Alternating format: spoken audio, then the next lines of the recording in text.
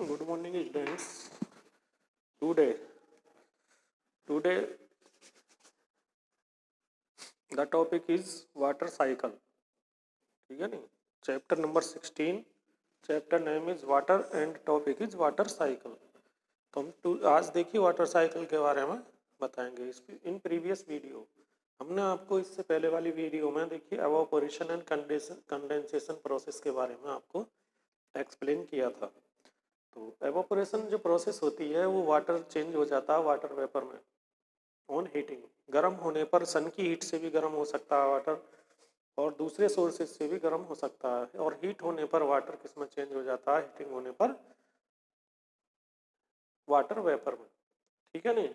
तो water vapour जो होती है, वाटर वेपर ऊपर एटमॉस्फेयर में जाकर के एटमॉस्फेयर में मिक्स हो जाती है, और एटमॉस्फेयर की जो एयर है उसमें मिक्स होकर के कूल होकर के क्या बनाती है, क्लाउड्स बनाती है। और क्लाउड्स फॉर्मेशन होने के बाद जो स्मॉल ड्रॉप्स होती हैं वो लार्ज ड्रॉप्स में कन्वर्ट हो जाती हैं, और लार्ज ड्रॉप्स में एज ए प्रेसिपिटेशन दोबारा से वो अर्थ पर आ जाती हैं।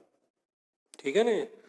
तो इस तरीके से वाटर का एक साइकिल होता है, वाटर का सर्कुलेशन होता है अर्थ पर।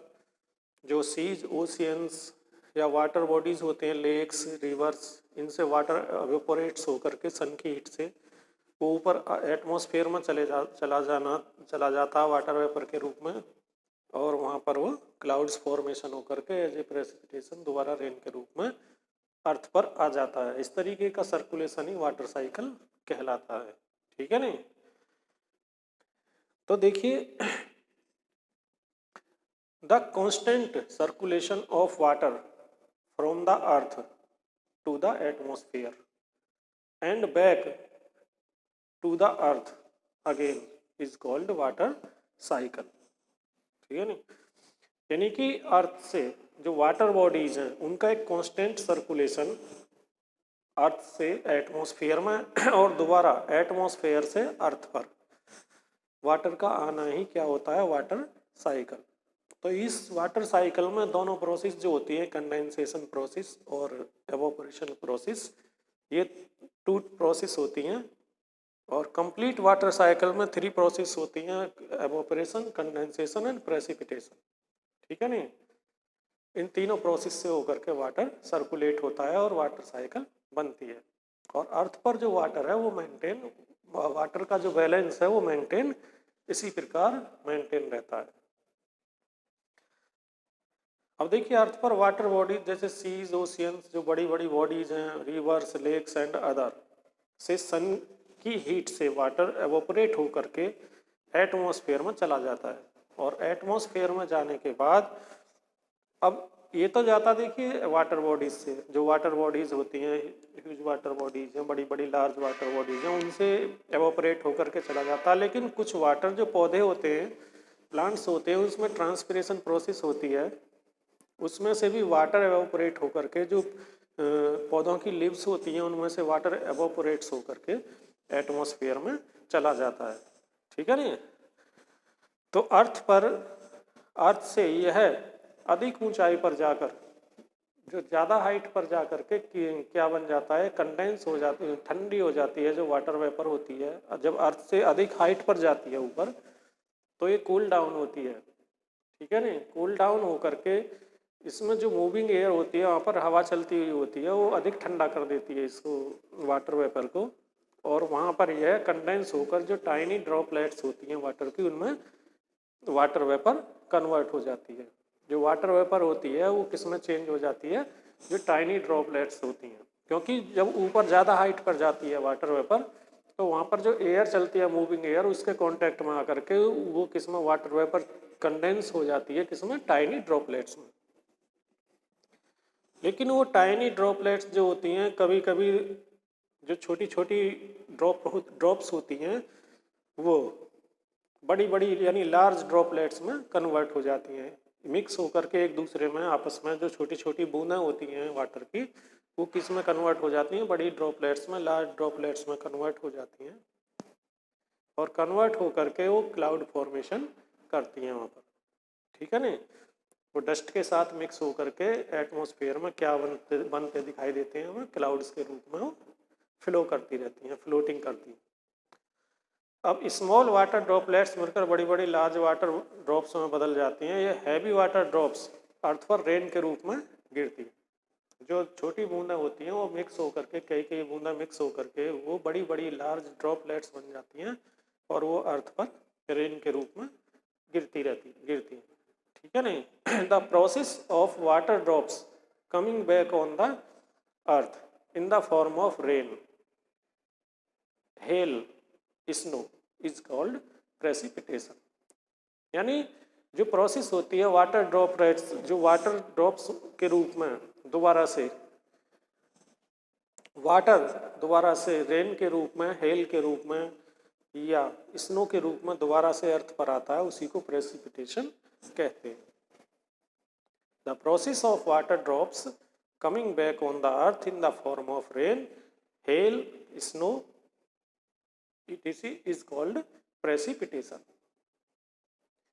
अब इस तरीके से continuous exchange of water among land water bodies and atmosphere, इस तरीके से कंटिन्यूस एक्सचेंज होता है वाटर का। देखिए किस किस के बीच में, land, water bodies and atmosphere. Earth पर आता है वाटर बॉडीज में और एटमॉस्फेयर में वाटर का एक साइक्लिक एक्सचेंज होता है, कंटिन्यूस एक्सचेंज होता है। इस साइक्लिक एक्सचेंज को ही क्या कहते हैं, वाटर साइकिल कहते हैं। ठीक है नहीं। अब वाटर साइकिल अर्थ पर जो वाटर बॉडीज में या एटमॉस्फेयर में वाटर बैलेंस मेंटेन रखता है। वाटर साइकिल की वजह से ही अर्थ पर वाटर मेंटेन होता है, अर्थ लैंड पर और वाटर बॉडीज या फिर एटमॉस्फेयर में वाटर बैलेंस मेंटेन रहता है। जब विंटर नाइट्स में वाटर वेपर कंडेंस बहुत कम ही हाइट पर हो जाती है, जैसे वाटर वेपर होती है विंटर नाइट्स में, जब विंटर होते हैं, विंटर सीजन, तो थोड़ी हाइट पर जा कर के ही वो जो वाटर वेपर होती है कंडेंस हो जाती है स्मॉल ड्रॉपलेट्स में, तो उसको क्या कहते हैं, फॉग कहते हैं, कोहरा कहते हैं। ठीक है नहीं। जो थोड़ी ऊंचाई पर जाकर ही वो कंडेंस हो जाती है और एक स्मोक की तरह दिखाई देती हैं वाटर ड्रॉपलेट्स फ्लोटिंग करती हुई, उसे क्या कहते हैं, फॉग कहते हैं। लेकिन जब वाटर वेपर एटमॉस्फेयर में अधिक ऊंचाई पर जाती है, बहुत ऊंचा हाइट पर चली जाती हैं, जो क्लाउड्स होते हैं बहुत ज़्यादा हाइट पर चले जाते हैं एटमॉस्फेयर में, तो वहाँ पर कंडेंस होकर के वहाँ वाटर ड्रॉपलेट्स फ्रीज हो जाती हैं क्रिस्टल्स के रूप में। क्रिस्टल्स के रूप में फ्रीज होकर के वाटर ड्रॉपलेट्स वो क्रिस्टल्स जब उसके बन जाते हैं तो उन क्रिस्टल्स को क्या कहते हैं, हेल स्टोन्स कहते हैं। ठीक है ना, हेल स्टोन्स या ओले भी कहते हैं आप। लेकिन जब जाड़ों की रात में जो विंटर नाइट्स होती हैं, वाटर वेपर ड्रॉपलेट्स में कंडेंस हो जाती हैं। जो जाड़ों की रात होती हैं उसमें वाटर ड्रॉपलेट्स छोटी छोटी बूंदों के रूप में कंडेंस हो जाती हैं और वो किसी सरफेस पर एक्सपोज हो जाती हैं, उन्हें कहते हैं ड्यू कहते हैं। ठीक है ना, किसी सरफेस पर आकर एक्सपोज हो जाती हैं तो उसे क्या कहते हैं, ड्यू कहते हैं। तो वाटर के थ्री अलग अलग टाइप्स होती, अलग अलग टाइप से कंडेंस होती है वाटर। स्नो के रूप में भी हो जाती है, जो क्रिस्टल्स के रूप में बनते हैं उन्हें हेल स्टोन्स कहते हैं, और ड्यू के रूप में भी वाटर वेपर आता है दोबारा से कंडेंस होकर के, और इसमें जो फॉग के रूप में भी वाटर वेपर कंडेंस होकर के अर्थ पर आता है। तो इसी तरीके से देखिए हम वाटर वेपर को, इसको वाटर साइकिल को एक डायग्राम के द्वारा यहाँ पर समझ सकते हैं।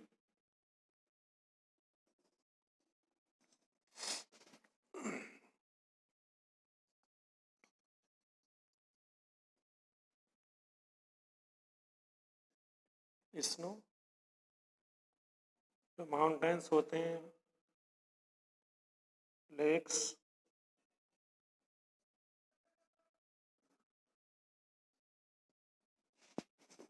oceans and seas, oceans, ground water,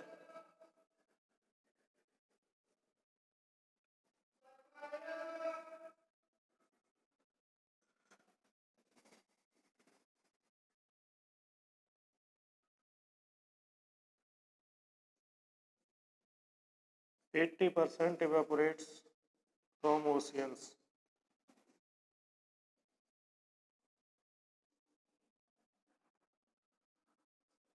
जो वाटर होता है 80% कहाँ से होता है एवोपोरेशन? ओशियन से। हम सन हीट, जो सन की हीट होती है उससे ओशियंस और सीज का वाटर क्या होता है? एवोपोरेट होता है यहाँ पर।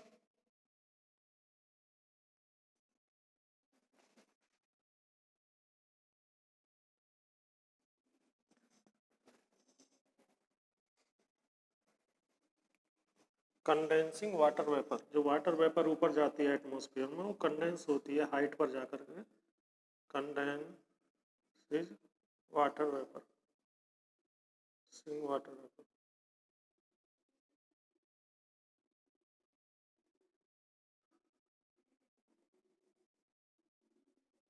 ठीक है नहीं।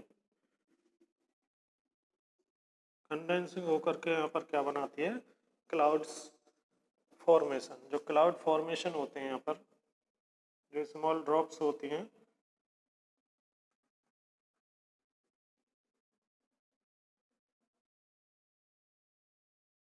जो स्मॉल ड्रॉपलेट्स होती हैं वो किस में कन्वर्ट हो जाती हैं? लार्ज ड्रॉपलेट्स, और वो क्लाउड फॉर्मेशन बनाती है। Cloud formation as a precipitation,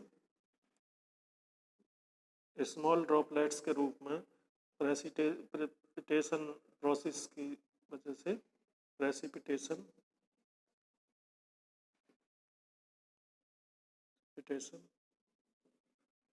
process होती है इसमें, उसमें स्मॉल ड्रॉपलेट्स के रूप में दोबारा से वाटर अर्थ पर आता है, ठीक है नहीं। तो अर्थ पर जो वाटर आता है उसमें वो कई रूप में आता है। फॉग के रूप में भी होता है कंडेंस होकर के, और जो हेल स्टोन्स होते हैं, ओले पड़ते हैं जिन्हें ओले कहते हैं, उसके रूप में भी वो ज़्यादा फ्रीज हो जाता है हाइट पर जाकर वाटर, उसके रूप में भी अर्थ पर आ जाता है, ठीक है नहीं।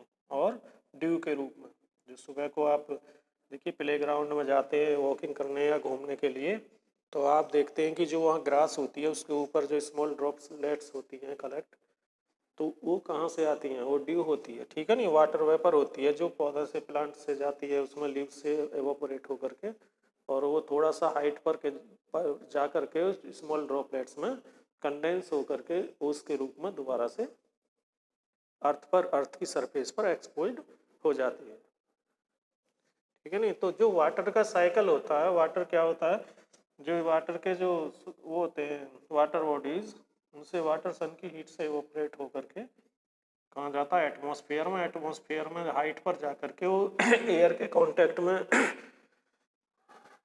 एयर के कांटेक्ट में होने की वजह से वो कंडेंस हो जाती हैं वाटर ड्रॉपलेट्स में और क्लाउड फॉर्मेशन बनाती हैं। वो जो वाटर ड्रॉपलेट्स फ्लोटिंग होती हैं वहाँ पर एयर में, तो वो एक हमें क्लाउड्स की तरह दिखाई देते हैं, और क्लाउड्स फॉर्मेशन होने की वजह से वो ज़्यादा हाइट पर जाकर फ्रीज हो जाती हैं, तो हेल स्टेन के रूप में हमारे अर्थ पर आ जाती हैं। और cloud formation as a precipitation जो स्मॉल ड्रॉपलेट्स के रूप में, रेन के रूप में हमारी अर्थ पर आती है। तो इस तरीके से वाटर का एक सर्कुलेशन होता है, कांस्टेंट सर्कुलेशन, उसी को क्या कहते हैं? वाटर साइकिल, ठीक है ना।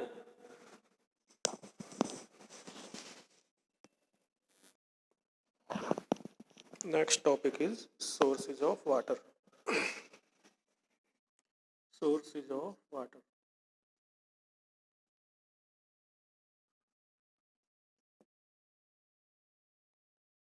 First is rain water. देखिए वाटर के सोर्स कौन कौन से होते हैं। First is rain water. जो रेन वाटर, जो वाटर बॉडीज से वाटर एवोपोरेट होकर के ऊपर एटमॉस्फेयर में चला जाता है, वो एटमॉस्फेयर में से दोबारा से कंडेंस होकर के क्लाउड्स फॉर्मेशन होने के बाद वाटर एज ए रेन अर्थ पर आता है, ठीक है नहीं। रेन के रूप में दोबारा से वाटर अर्थ पर आ जाता है, उसे क्या कहते हैं? रेन वाटर, ठीक है नहीं। अब rain water is the purest form of the water. Water की प्योरेस्ट फॉर्म होती है रेन वाटर। अब सेकंड टाइप होता है, देखिए, सरफेस वाटर। सरफेस वाटर जो अर्थ पर,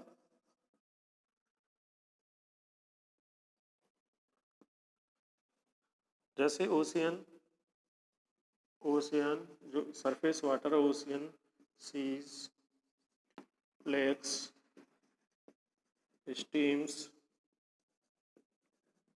and ponds। ये क्या है? Surface water.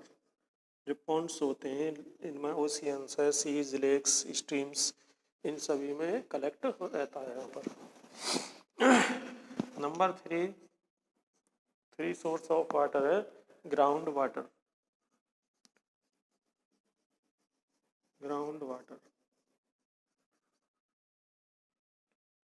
देखिए, जो रेन वाटर होता है उसमें जो अर्थ से एवापोरेट होकर के दोबारा से अर्थ पर आता है रेन वाटर के रूप में, क्लाउड्स फॉर्मेशन होकर के दोबारा अर्थ पर प्रेसिपिटेशन से रेन वाटर के रूप में आता है। तो उसमें कुछ रेन वाटर तो देखिए जो वाटर बॉडीज होती हैं जैसे ocean, seas and lakes, rivers, इनमें चला जाता है। लेकिन कुछ वाटर का जो पार्ट है, रेन वाटर का पार्ट, लैंड पर कलेक्ट हो जाता है। जो लैंड पार्ट होता है अर्थ का, जिस पर हम रहते हैं, उस पर कलेक्ट होता है, वो वहाँ पर वो अर्थ के ग्राउंड के अंदर चला जाता है, अंडर द ग्राउंड कलेक्ट होता रहता है। उसी को क्या कहते हैं? Ground water.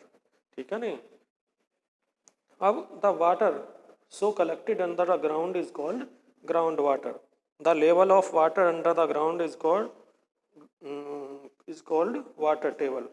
Ground is found in wells and groundwater is found in wells and springs.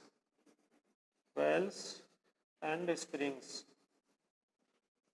जो वेल्स होते हैं उसमें ग्राउंड वाटर पाया जाता है, और स्प्रिंग्स जो झरने होते हैं, ठीक है नहीं, स्प्रिंग कुएं होते हैं, उसमें ग्राउंड वाटर पाया जाता है। Next, the ground water is also drawn by hand pumps and tube wells. जो ग्राउंड वाटर है वो हमें किस सोर्स से मिलता है? ट्यूबवेल से और हैंड पंप से निकाल सकते हैं इसको, हैंड पंप से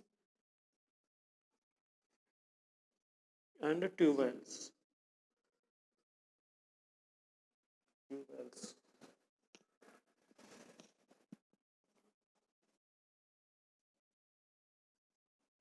है ना? ट्यूबवेल्स और हैंड पंप से इसको हम प्राप्त कर सकते हैं ग्राउंड वाटर को। तो स्टूडेंट्स, इन दिस वीडियो, देखिए इस वीडियो में आपने वाटर साइकिल और सोर्सेज ऑफ वाटर के बारे में आज इस वीडियो में समझ चुके होंगे। तो नेक्स्ट वीडियो में हम देखिए आपको कंजर्वेशन ऑफ वाटर के बारे में एक्सप्लेन करेंगे। Thanks, have a nice day.